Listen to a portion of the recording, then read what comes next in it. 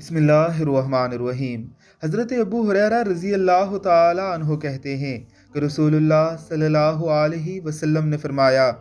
جب مال غنیمت کو دولت قرار دیا جانے لگے اور جب زکوٰۃ کو تاوان سمجھا جانے لگے، جب علم کو دین کے علاوہ کسی اور غرض سے سکھایا جانے لگے، جب مرد بیوی کی اطاعت اور ماں کی نافرمانی کرنے لگے،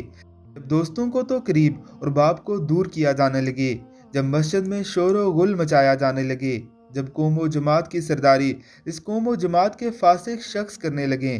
قوم و جماعت کے لیڈر اور سربراہ اس قوم و جماعت کے کمینے اور رذیل شخص ہونے لگیں، اور جب آدمی کی تعظیم اس کے شر اور فتنے کے ڈر سے کی جانے لگے، جب لوگوں میں گانے والیوں اور ساز بازوں کا دور دورہ ہو جائے، جب شرابیں پی جانے لگیں، اور جب اس امت کے پچھلے لوگ اگلے لوگوں کو برا بھلا کہنے لگیں اور ان پر لعنتیں بھیجنے لگیں، تو اس وقت تم ان چیزوں کے جلدی ظاہر ہونے کا انتظار کرو،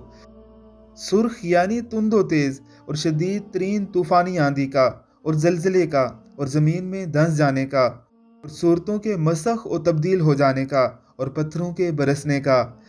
نیز ان چیزوں کے علاوہ قیامت کی اور تمام نشانیوں اور علامتوں کا انتظار کرو،